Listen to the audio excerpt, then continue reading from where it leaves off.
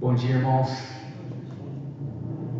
Muito bom estar aqui de novo, começar uma aula nessa EBD que é tão importante para a gente, né? Tem falado ao longo da semana, usando principalmente as redes sociais, é por lá que eu mais me comunico, acho que tem mais alcance, né? Criaram essa coisa e acho que a gente pode utilizar ela para o bem, as redes sociais. E aí eu sempre falo a respeito da importância da EBD, que eu tenho para mim que é aqui o lugar em que a gente consegue discutir em grupo as coisas que Deus tem colocado nas nossas mentes, nos nossos corações. É aqui que a gente avança no que diz respeito ao ensino. E é aqui que a gente exerce também algo que é muito importante para a igreja, que é o mecanismo da comunhão. É olhar para o Juan e entender que ele está bem, ou que ele está mal, que ele está precisando de ajuda, que ele está alegre, que ele está querendo contar alguma coisa para mim. Então isso é super importante. A EBD traz para a gente essa possibilidade. E depois a gente vai para o momento de culto, que também é muito importante, tem suas características particulares, mas esse momento de ensino é onde tem a troca, né? Por isso que eu sempre também acho interessante que os irmãos estudem o texto durante a semana, para que tragam as ideias, as contribuições, colaborem com a discussão, e aí a gente vai avançar. Alguns recados aqui antes da gente começar. Primeiro, quem ainda não pegou o resumo em relação ao capítulo 2, hoje a gente muito provavelmente fecha o capítulo 3, né? Mas vai ficar ainda faltando um tópico para a gente colocar a título de resumo. Quem não pegou, pegue depois, está aqui. Eu passo o material para a irmã Raquel compila uma forma muito didática para a gente revisar. Então, pegue depois o seu resumo do capítulo 2, não é o assunto que a gente vai falar hoje. Outro lembrete importante, quem está comemorando aniversário, depois converse comigo. Nesse mês, aqui eu estou com o do Lelício, nosso ministro, e a igreja preparou esse cartãozinho, eu achei super carinhoso, para que a gente se aproxime, para que o professor da EBD entregue para o aluno. Então, outro recado. E o terceiro, que é bem legal também, foi preparado pelo nosso departamento de ensino, é um adesivo que está escrito assim: Escola Bíblica IBBC, eu participo. Então, para você colar ali no seu livro que você usa, sei lá, na geladeira, no seu carro, enfim. Pegue depois também um adesivo comigo. A gente separou um por aluno, mas avisaram que tem mais lá no nosso departamento de ensino, se a gente precisar. Então, fiquem à vontade. Quero orar com os irmãos. Hoje a gente começa um assunto super importante e já vou fazer alguns comentários iniciais depois da nossa oração. A gente mergulha no texto, porque hoje a gente tem que falar a respeito de Jesus instituindo a família, essa nova família, a família da qual a gente faz parte. Vamos orar. Deus, eu te agradeço, porque o Senhor é um Deus muito especial. O Senhor é o único Deus vivo, verdadeiro, que cuida das nossas vidas, que se manifestou por meio do seu Filho, que se revelou por meio da tua palavra e se mostra a cada dia presente nas nossas vidas, nas nossas ações, nos nossos momentos de alegria, também naqueles em que temos dificuldades, lutas, em que tristezas acometem o nosso coração. Ó Deus, como o Senhor é presente. Eu te agradeço, te louvo por essa presença, por essa sensibilidade que a gente tem em relação ao teu Santo Espírito no nosso meio, nas nossas vidas. E eu peço que nesse momento de estudo, onde o principal objetivo é conhecer mais a respeito de Ti, conhecer as obras realizadas por Jesus Cristo, para que a gente melhore o nosso relacionamento, inclusive nossos relacionamentos com os nossos pares, esposos, esposas, filhos, amigos, colegas de trabalho, enfim, Deus, precisamos muito aprender contigo. Esse é o desejo do nosso coração e precisamos que o Senhor nos ajude. Ilumine nossas mentes e corações, e naquilo que faltar a título de informação, que o teu Santo Espírito complete e que o nosso coração seja preenchido pela tua palavra. Esse é o desejo do nosso coração. Em nome do teu Filho Jesus, eu agradeço. Amém. Amém. Amém. Vamos lá.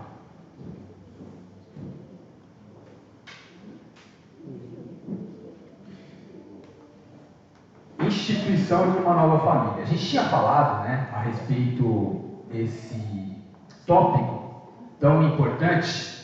A gente fez só um preâmbulo, mas a gente está ali já no comecinho do capítulo 3 de Marcos.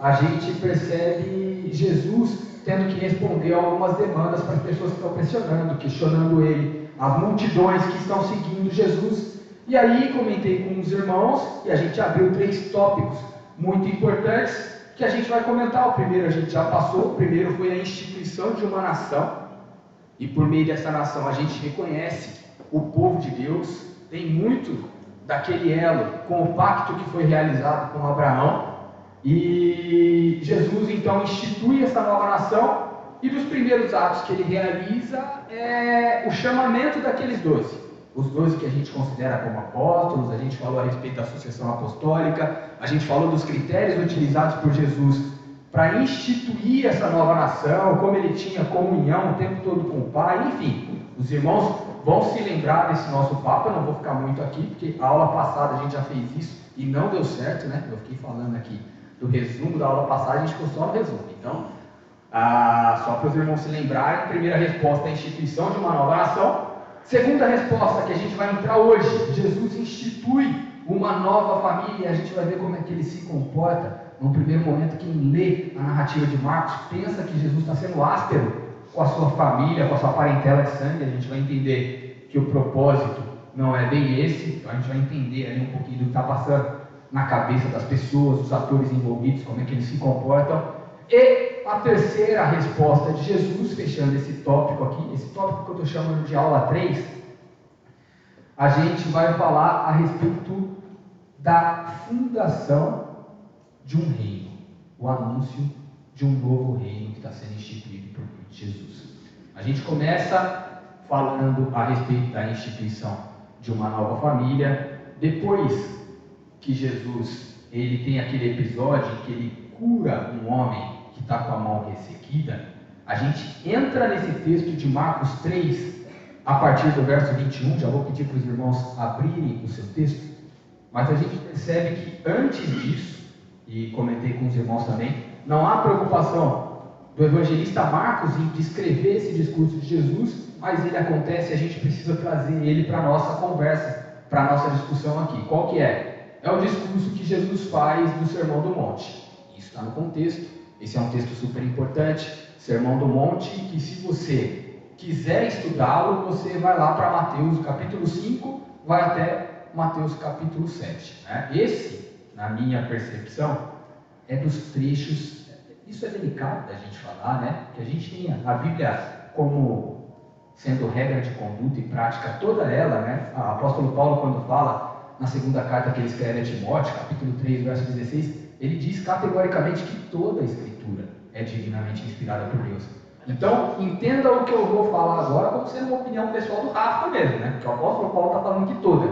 Mas eu acho esse trecho do capítulo 5 de Mateus até o capítulo 7 o supra-sumo, sabe? Porque é Jesus falando da constituição do seu reino e como os integrantes desse reino vão ter que se comportar. Então, consegue entender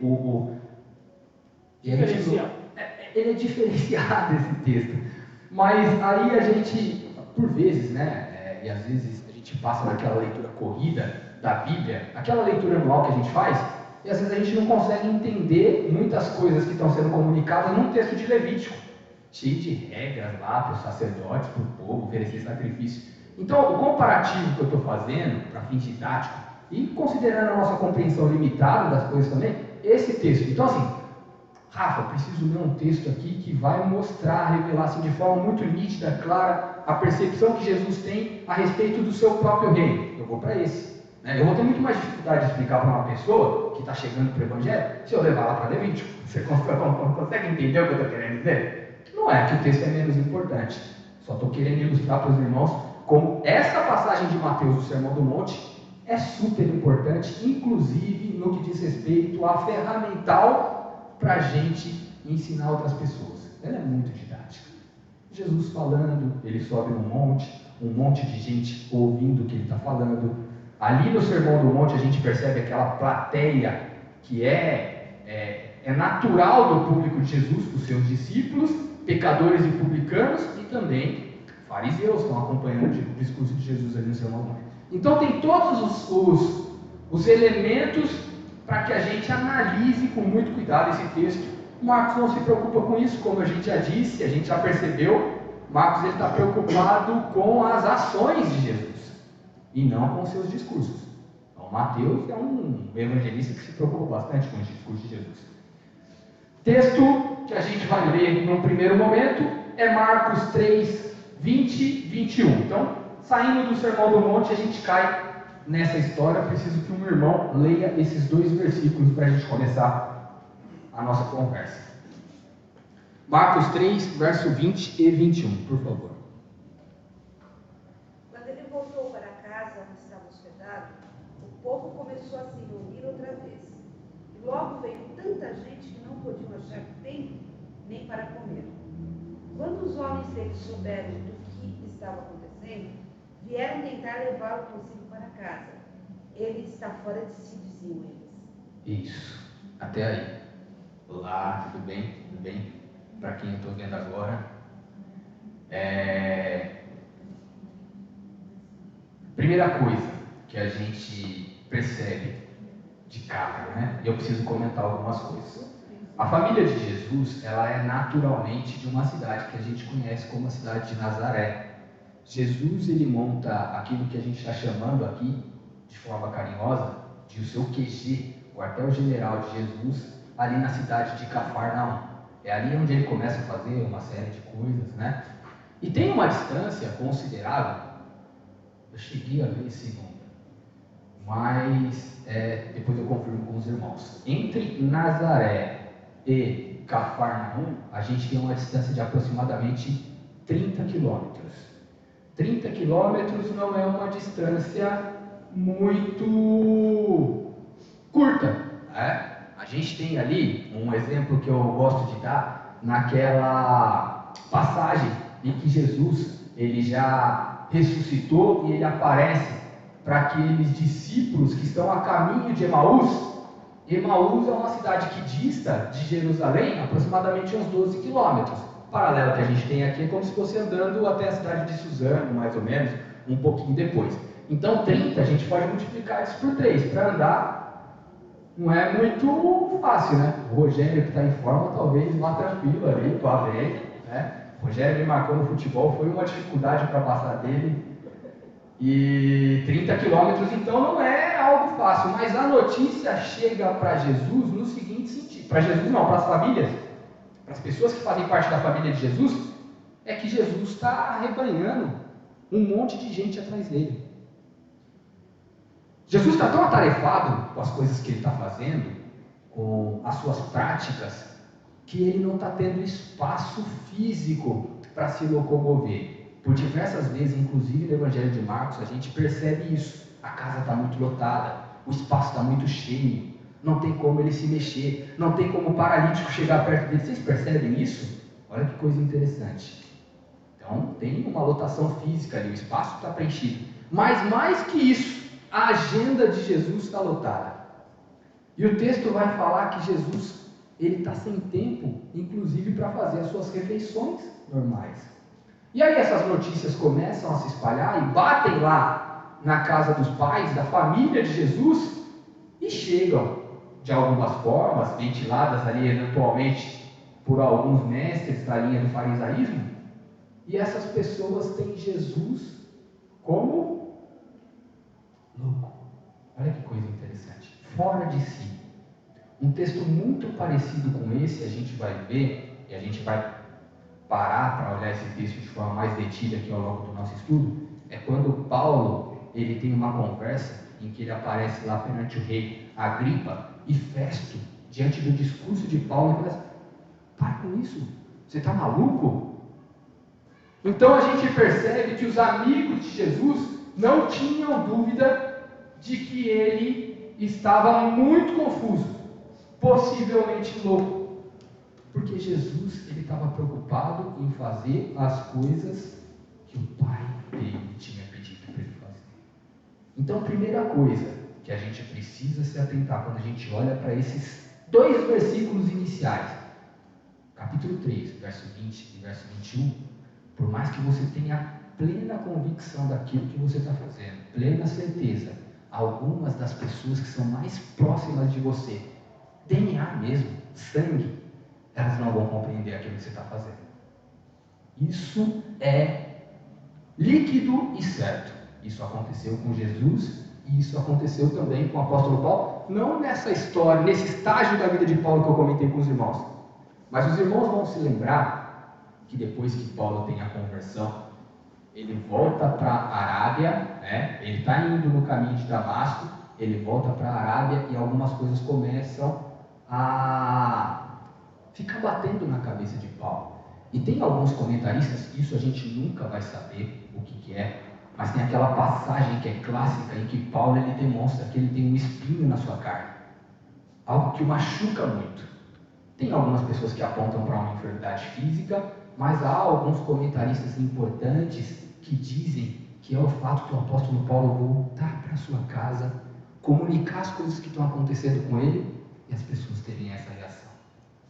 Sabe quando você está vivendo uma coisa que é muito boa? Seu coração está exultante, você está alegre, feliz. Você sabe que isso vai fazer bem para a pessoa que você ama. E aí a pessoa fica assim, caramba, meu, só falta ele babar para os dois lados, né? Tá com uma cara de louco, tá com um comportamento diferente. É o que está acontecendo com Jesus. É o que aconteceu com o apóstolo Paulo. É o que acontece com o Rafa. É o que acontece com o Wellington. É o que acontece com a gente. Mas só acontece se o que estiver acontecendo na minha vida e na sua vida for verdadeiro.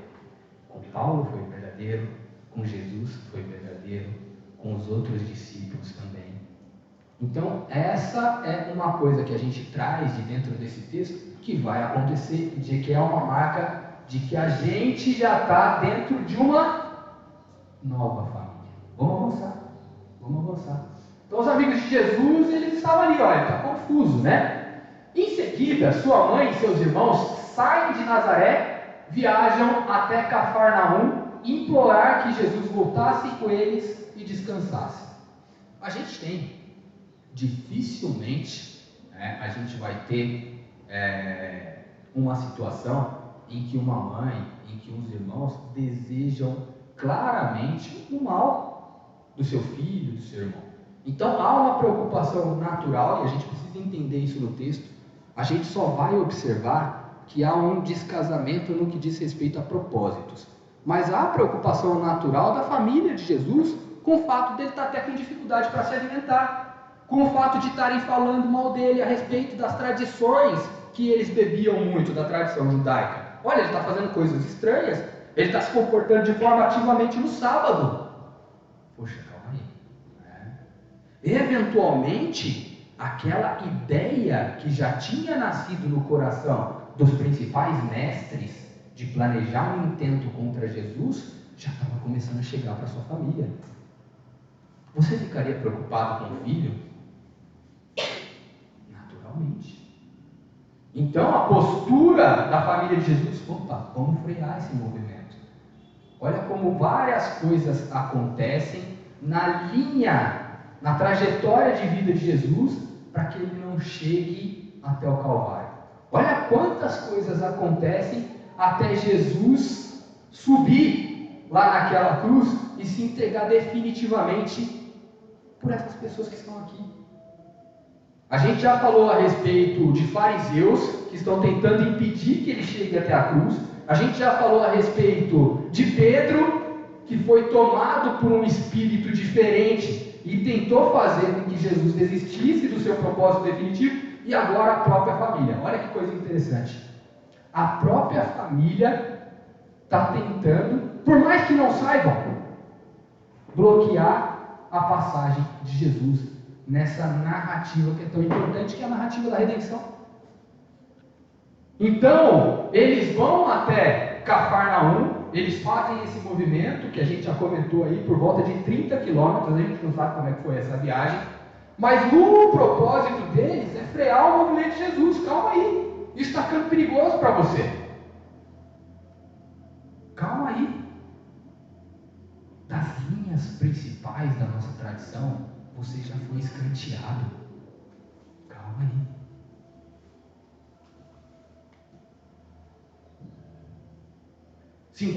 Errei, não era 30. 50 quilômetros a distância que a gente tinha entre Nazaré e Cafarnaum. Então, o que eu tinha falado para você multiplicar por 3, multiplique por 50. Vamos utilizar aqui um parâmetro de distância, se não me engano, daqui até São Paulo, uns 45, 50 quilômetros. Legal? Então, a caminhada da família de Jesus de Nazaré até Cafarnaum, a caminhada daqui até São Paulo, que não é uma coisa muito fácil, né? Então, Rogério, que está em forma, já começa a duvidar. Ô, Rogério, 50 quilômetros é...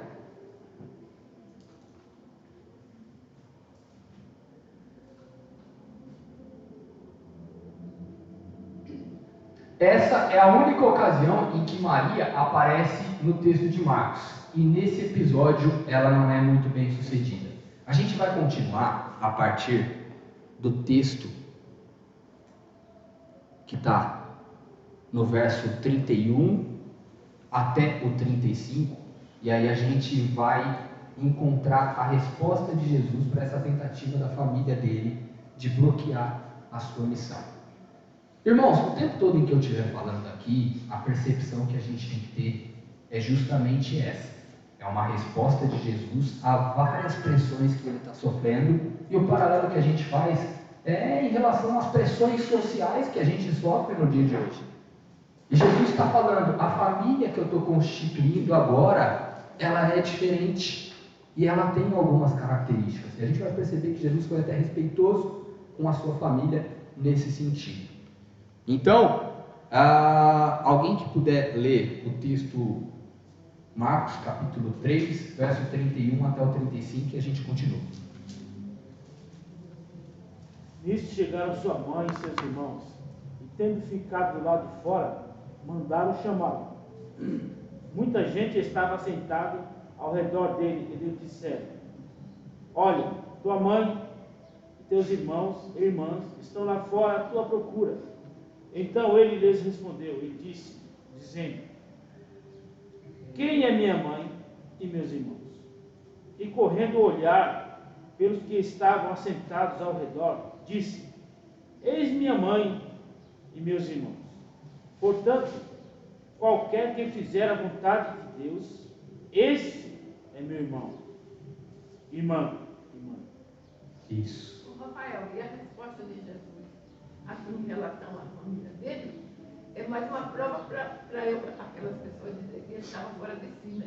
Pois é. Eu vou pegar um gancho no que a irmã está falando, porque a gente precisa entender. Hoje é diferente, a gente tem uma sociedade muito fluida, em que eventualmente relacionamentos entre filhos e pais não são assim tão afetuosos, né? Tão próximos. Não é incomum você ver assim um filho sem muita habilidade, facilidade de comunicação com o seu pai. Mas a gente precisa entrar num contexto 2.000 anos atrás, de uma sociedade extremamente patriarcal. Eu tinha até separado um texto aqui para a gente refletir sobre e entender a conjuntura, como é que se davam as relações naquela época, que é quando Jesus ele se coloca na posição de contar aquela parábola do filho pródigo, texto de Lucas 15, a partir do verso 11. Essa parábola é fantástica. Aquela história em que um homem, um senhor, tem 2 filhos, e os 2 estão vivendo muito bem, aquele homem é muito rico, cheio de propriedades. Um pede o adiantamento da sua herança para viver de forma absoluta. Isso é marcante, porque naquela sociedade patriarcal, basicamente, e no grego, a gente tem o Novo Testamento escrito eminentemente em grego, quando um filho pede a antecipação da sua herança, e hoje é diferente, muitas pessoas têm o seu patrimônio em ações, em ativos relacionados ao mercado financeiro, eventualmente também em propriedades, patrimônio imobiliário, tem negócios. Naquela época, sinônimo de ter dinheiro era sinônimo de ter terra, de ter espaço para morar, de ter propriedade, que a gente tinha uma fazenda gigante. E esse senhor da história tinha essa propriedade. E a vida da pessoa era atrelada à sua propriedade. Então, quando aquele filho pródigo, ele pede um adiantamento, o pai naturalmente ele tem que vender parte da sua vida. Essa é a conotação do texto lá de Lucas. Então, nessa sociedade patriarcal, isso era extremamente desrespeitoso. Isso não acontecia de forma nenhuma. Pai, adianta aí um pedaço da sua vida para que eu viva da maneira que eu quero. O filho estava falando de forma muito clara: o jeito que as coisas estão acontecendo aqui em casa não estão me satisfazendo. Aquele texto, ele é muito bonito, né? A gente tem na figura daquele pai que depois recebe o seu filho de volta, depois de todas as dificuldades que ele passa, a gente chama ele de paters família. E na época de Jesus, as roupas que os homens usavam, elas eram compridas, era uma espécie de vestido ali, uma estola e tal, de forma muito respeitosa. E as mulheres eventualmente corriam. As crianças corriam. O paters família, ele nunca corria. Porque se ele tivesse que correr, naturalmente ele teria que erguer um pouquinho a sua roupa para ele não tropeçar, e ele mostraria um pedaço da sua perna. Para os irmãos entenderem como era uma sociedade tradicional. E esse texto é tão lindo, porque quando o filho volta para casa, ele não está preocupado com nada disso. O texto de Lucas, ele fala para a gente que ele correu, o paters família. A representação de Deus, quando alguém vai para fora e assim aponta lá de longe, sabe? Aquela pessoa que está querendo voltar do lamaçal, de um monte de coisa errada que ela está fazendo. O paters família, ele corre em direção a essa pessoa. Ele não está preocupado com as convenções. Jesus está mostrando isso. Se você sinalizar para mim que você vai aparecer lá longe, por mais que tenha o seu irmão aqui falando que eu não tenha que te receber, eu vou te acolher. Esse texto do filho pródigo, ele é lindo. Eu não ia falar nada disso. Eu só ia falar das características da sociedade tradicional. Só isso que eu ia falar. Mas ele vai tomando a gente. Essa história, ela é fantástica. Ela acontece, ela é real. Né? A gente está diante de um Deus que é totalmente amoroso. E que enquanto houver fôlego de vida,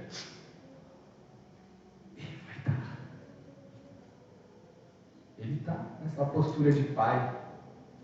Ele está nessa postura de que no momento em que você aponta, por mais que você tenha saído para viver de forma absoluta, você tenha queimado parte da vida dele, por mais que você tenha queimado parte da vida dele, vivendo de forma errada, a hora que você aponta, ele fala para os seus empregados: prepare uma sandália, prepare uma roupa especial, coloca um anel no dedo dele, porque aquele é meu. Ele é meu filho. E ele voltou. E porque ele voltou, hoje vai ter uma festa. Ele é da minha família. Esse é Jesus contando a história do filho pródigo. Uma ilustração fantástica. E aí é isso. As pessoas não entendiam quando Jesus, por mais que o espaço estivesse cheio,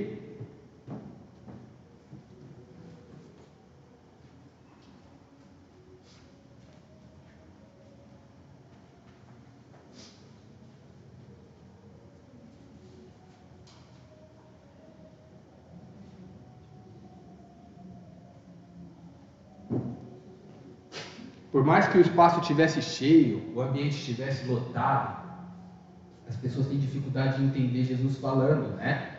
Para os discípulos que chegaram perto dele e comunicaram: olha, sua mãe e seus irmãos estão lá fora, eles estão querendo falar com você. E aí ele dá essa resposta: minha mãe? Meus irmãos? Uma coisa que a gente precisa entender muito bem é o trecho final da resposta de Deus. Minha mãe, meu irmão, a minha família é caracterizada por uma coisa: por aqueles que têm a vontade de fazer o que o meu Pai manda fazer.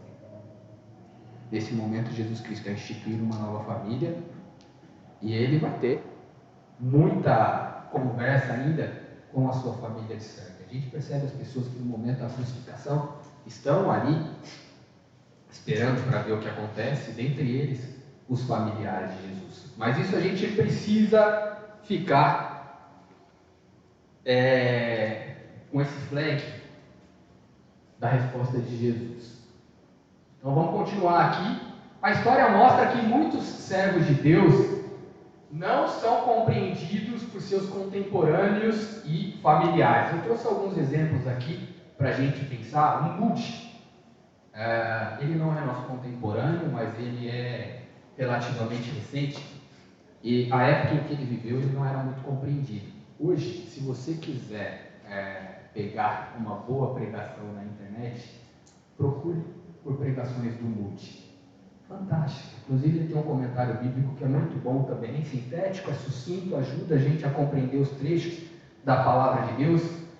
Mas Moody era conhecido em Chicago, onde ele morava, como um Moody maluco. Olha que coisa interessante. Depois que ele morreu e que as pessoas começaram, principalmente a gente da tradição cristã, dessa linha protestante, a gente que é meio que filho da reforma, aí a gente começou a colocar um pouco mais de luz naquilo que Moody tinha produzido, e aí sim, ele foi melhor compreendido. Tenho certeza que depois também das coisas que aconteceram com Jesus, a própria família dele fez uma reflexão a respeito daquilo que estava acontecendo e reconheceu de fato quem ele era, né? Outra pessoa que foi chamado de louco foi o apóstolo Paulo, como a gente comentou agora há pouco, lá no episódio em que Paulo é interrompido por Festo, na ocasião em que ele estava diante do rei Agripa. Esse texto aqui é um texto de Atos 26, do 23 até o 25. Finalzinho do texto de Atos principalmente vai contar as histórias relacionadas ao nascimento da igreja, e aqui a gente está nas tarefas, nas atividades, nas viagens, nos compromissos finais da vida do apóstolo Paulo. Então pensa no apóstolo Paulo maduro. É difícil pensar em Paulo maduro, né? Vocês conseguem imaginar uma conversa com o apóstolo Paulo? Surreal, né? Tanto de conhecimento inclusive, né, que ele obteve num primeiro momento sem ter conhecimento da pessoa de Jesus Cristo. Ele conhece de verdade naquele caminho que ele está a Damasco, em que ele sente, ele ouve, ele percebe um chamado muito claro de Jesus perguntando para ele por que ele está perseguindo. É por isso, inclusive, que a gente não acredita, a gente não confia na sucessão apostólica. Porque uma das características para a pessoa ser apóstolo é que ela seja pessoalmente chamada por Cristo. E isso aconteceu com o apóstolo Paulo. E foi chamado por Cristo já ressurreto. Olha que coisa interessante. Por isso que ele mesmo se considera como um apóstolo fora de tempo. Ele mesmo tem esse reconhecimento. Olha, aqueles 12 chamados inicialmente, legal. Eu fui chamado fora de tempo, mas eu tenho o meu chamado. É comum você ter o apóstolo Paulo defendendo o seu apostolado nas cartas que ele escreve. Quando ele escreve aos Gálatas, ele fala, olha, eu fui chamado por Cristo, então eu tenho autoridade para escrever a vocês. Isso é super importante, né? Quando a gente vai para um assunto um pouco mais técnico, para falar a respeito da composição do cânon, aquilo que a gente estuda e considera que é Bíblia, autoritativo, aquilo que manda, que regra as nossas vidas, a gente vai perceber que num primeiro momento, só quem tinha autoridade para incluir textos, isso que a gente chama de Bíblia, eram os apóstolos. Só para a gente pensar, hoje a gente tem a quase certeza de que a carta aos Hebreus não foi escrita pelo apóstolo Paulo. Mas na época do fechamento do cânon, a percepção das pessoas é que ela havia sido escrita pelo apóstolo Paulo. Isso deu uma força para o texto de Hebreus ser incluído no cânon. Conversa aqui para 2 dias, viu? Mas a gente só fazer um recorte aqui para puxar um fio aí, de repente ventilar uma pesquisa por parte de vocês. Então o apóstolo Paulo está aqui sendo interrompido por Festo, e o texto, né, versículo 24, diz o seguinte: dizendo ele estas coisas em sua defesa, Festo o interrompeu em alta voz: está louco, Paulo? As muitas letras te fazem delirar. O tanto que você está estudando essas coisas, o tanto que você está estudando as escrituras do Antigo Testamento e está produzindo esse conteúdo que você está produzindo, está fazendo você delirar.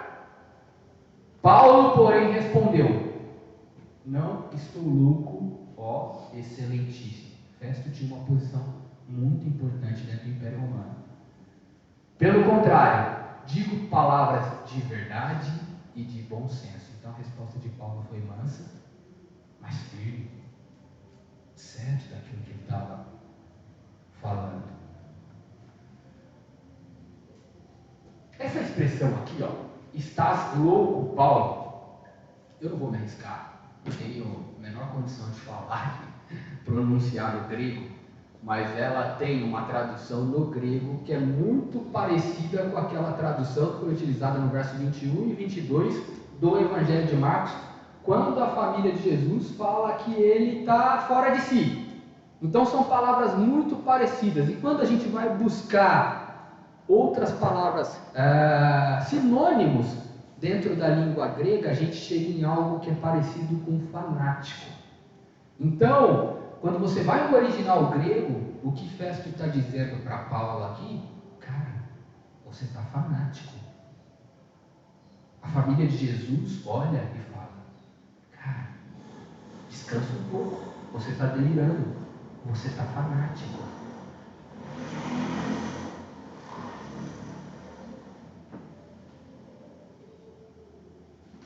Aqui um poema que eu trouxe para dividir com os irmãos, de Emily Dickinson. Muita loucura é siso divino. Para o observador astucioso, muito siso é loucura plena. Como em tantos outros casos, a maioria prevalece. Concorda e será tido por sensato. Discorda e dirão que és perigoso. E acabarás acorrentado. Concorda e serás tido por sensato. Discorda e dirão que és perigoso. E acabarás acorrentado.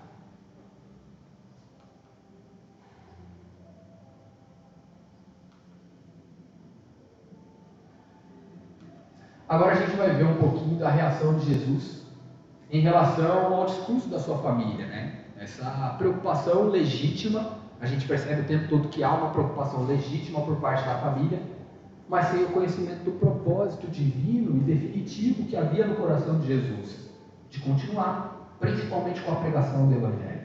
A gente já falou que Marcos está muito preocupado em contar as ações de Jesus, e a gente percebe o tempo todo as pessoas se aproximando de Jesus, por quê? Para suprir as suas demandas físicas, emocionais, eventualmente financeiras, mas Jesus ele não quer ver a sua atividade parar, porque a principal das atividades que ele tem para realizar é a cura espiritual, é a propagação do Evangelho, é aquilo que faz a pessoa se reconciliar com Deus, é aquilo que o apóstolo Paulo vai falar no capítulo 5 da carta aos Romanos, que depois que ocorre, que é a justificação, justificados, pois, mediante a fé, temos paz com Deus. Paz com Deus. Paz com Deus viabiliza a paz em todas as outras relações. Tudo fica mais tranquilo, tudo fica mais sereno. Não vai ter dificuldade? Claro que vai. A gente percebe, lendo a história dos apóstolos, a vida de Jesus, mas o tempo todo em comunhão e paz com Deus. Então Jesus, ele permanece dentro da casa, mas não estava sendo indelicado justamente por conta daquilo que estava sendo processado na sua cabeça, né? Jesus sabia que a motivação deles era correta, mas seus propósitos eram, sem dúvida, equivocados. E ele deixa claro que a sua nova família é composta por aqueles que estão dentro da casa, assentados ao redor dele. Olha que coisa interessantíssima. Jesus já havia chamado os 12, Jesus já havia arrebanhado para perto de si vários discípulos na sua caminhada, e aí a gente fala aqui com bastante frequência que muitos milagres acontecem na nossa casa, ao redor da mesa, quando a gente está conversando. E Jesus, quando ele é avisado de que a sua família está lá fora, mas de que ele fala assim, dá essa resposta, né, de que a minha família são esses que pretendem fazer a vontade do meu Pai, ele está falando isso. Olha, é isso daqui que é importante dentro dessa nova Constituição, que as pessoas estejam perto de mim. Perto de mim. O que é super importante no relacionamento com Deus é que você esteja muito perto de Jesus. Como é que a gente faz isso? Oração, leitura bíblica, prática de devocional diário. Semana passada eu fiz uma pergunta, e essa pergunta serve para mim também. Hoje em dia, com essa tecnologia que a gente tem, como está difícil orar, não está?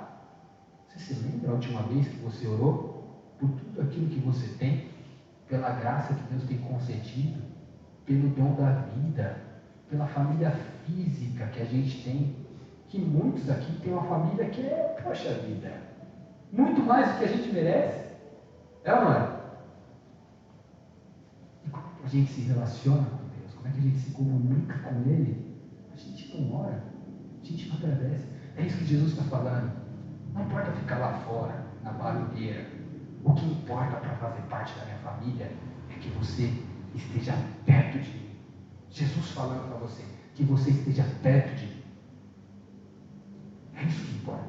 Aqui, sentado na mesa comigo. Jesus não estava dizendo que os cristãos devem ignorar e abandonar a sua família. O apóstolo Paulo, quando dá recomendações a Timóteo também, ele vai falar de forma clara: olha, você pode ajudar um monte de gente, isso é bom, isso faz parte do amor cristão que existe nos nossos corações, mas se você não ajudar a sua família, você está negando a sua própria fé. Então a gente tem ensino bíblico nesse sentido, e Jesus sabia disso. A mensagem que ele está querendo transmitir aqui é em relação a uma família espiritual que está sendo formada naquele momento. Vocês estão compreendendo? Recomendação de Paulo a Timóteo, que está lá, a primeira carta que Paulo escreve a Timóteo, capítulo 5, verso 8. Ao considerar a importância da família na sociedade judaica, imaginamos como as palavras de Jesus devem ter parecido, ali é parecido radicais, não parecidos, tá? Não tem variação aí, eu escrevi errado. Devem ter parecido radicais. Aí aqui, replicando aqui o que a gente já falou a respeito da parábola do filho pródigo, coloquei o texto, esse material vai para os irmãos depois que a gente terminar, tá bom? Eu mando lá no grupo e aí vocês ficam com o material para revisar. O texto está todo aí, eu sempre uso a versão da Almeida Revista e atualizada.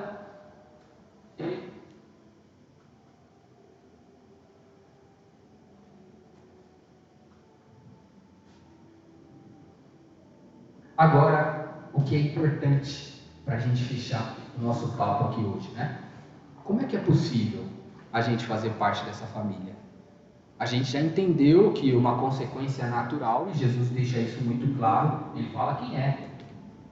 Quem são os integrantes dessa família que eu estou instituindo aqui, que eu estou mostrando para vocês?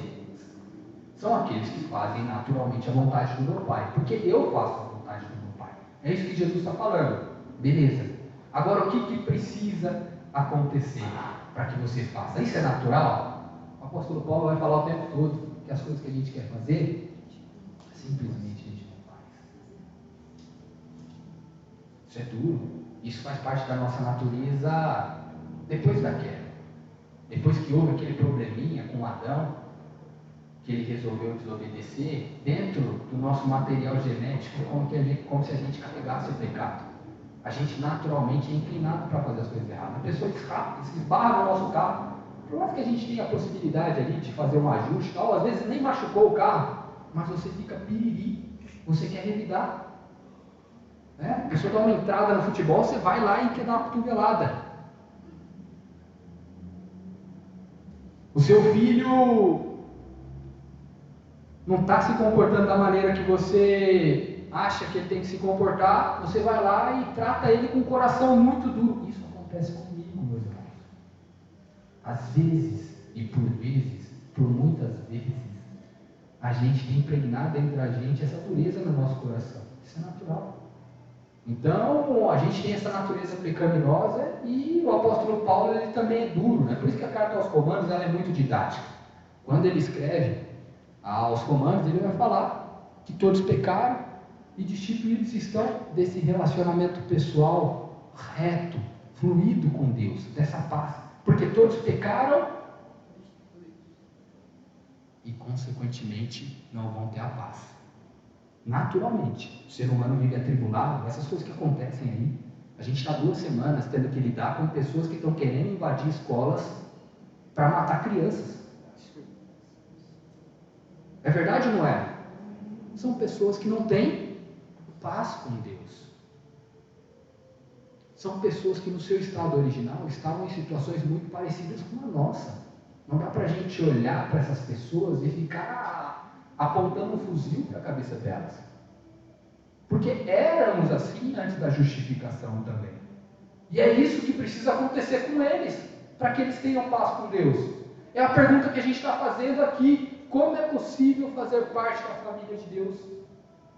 E aí o caminho que é viável, e a história que a gente vê de forma muito ilustrativa, já que a gente está pegando o arcabouço das histórias contadas por Jesus, é preciso nascer de novo. Jesus, ele deixa isso muito claro quando ele tem aquela conversa com um mestre da lei. Isso tem um caráter tão didático, irmãos. Jesus não está falando para qualquer pessoa. Jesus não está falando para aquela pessoa que está matando criancinhas, que é totalmente alheia ao Evangelho e não conhece nada das Escrituras. Quando Jesus explica o que é necessário para fazer parte da sua família, ele está falando para Nicodemos, que passou a sua vida inteira estudando as tradições. Se tinha alguém que conseguia dar uma aula a respeito da Torá, das leis do Antigo Testamento, falar sobre Moisés e sobre os profetas, com muita propriedade, que era consultado por outros mestres da época, era Nicodemos. Vocês estão entendendo aonde eu estou querendo chegar? Meus irmãos, a gente faz parte de uma igreja, que é a Igreja Batista, que tem muita tradição no ensino bíblico, muita tradição. Às vezes a gente se sente até orgulhoso por conta disso, né? Pelo tanto de gente que tem perto da gente que conhece a Bíblia. Quantos Nicodemos a gente tem? É duro, né? É duro falar isso numa igreja batista. Quantas pessoas que conhecem muito, muito, muito, mas Jesus não senta na sua mesa para almoçar. Não se comunica. A mensagem do Evangelho, ela rompe os corações. Não importa o quanto você sabe. Se você não tiver uma experiência real com Ele, você não vai conseguir fazer a vontade do Pai dele. Você precisa colocar isso na cabeça. Não interessa se você tem 5, se você tem 10, se você tem 25, 50 anos dentro de uma igreja que se preocupa em dar estudos como esse. Não interessa. Precisa ocorrer um novo nascimento. Você precisa viver de uma forma totalmente dependente de Jesus. A gente já falou aqui por vezes que Jesus, ele não é somente suficiente, ele é necessário, sem o qual a gente não consegue fazer nada. A paz simplesmente não existe no nosso coração se não houver um novo nascimento. É por isso que essa pergunta, ela nasce no coração de um mestre, de um doutor da lei. É para que a gente tivesse esse tipo de conversa hoje. É para que você se desarmasse. É para que você amanhã se coloque de joelho diante das Escrituras, diante de Jesus, numa perspectiva de aprender. É para que você, quando alguém no púlpito intelectualmente menor que você, vou dizer assim, vá em nome de Deus transmitir uma mensagem, você tire as suas amarras. Você está conseguindo entender? Porque quem comunica aos nossos corações é o Espírito Santo. Pode vir um mestre aqui falar, pode vir um doutor, pode vir uma pessoa que estudou a vida inteira a respeito da vida de Jesus. Se o Espírito Santo não comunicar com você, não vai ter um novo nascimento. Isso é importante. E a mensagem que a gente precisa extrair da aula de hoje é que para fazer parte da família de Deus, você precisa nascer de novo. Precisa. Nicodemos teve dificuldade de entender. Algumas pessoas também têm. A fé, ela precisa brotar no seu coração. Porque é somente justificados mediante a fé que temos paz com Deus. Nada mais. Nenhuma milha que você ande, nem 2, nem 50 quilômetros. Se você chegar para perto de Jesus com um propósito equivocado,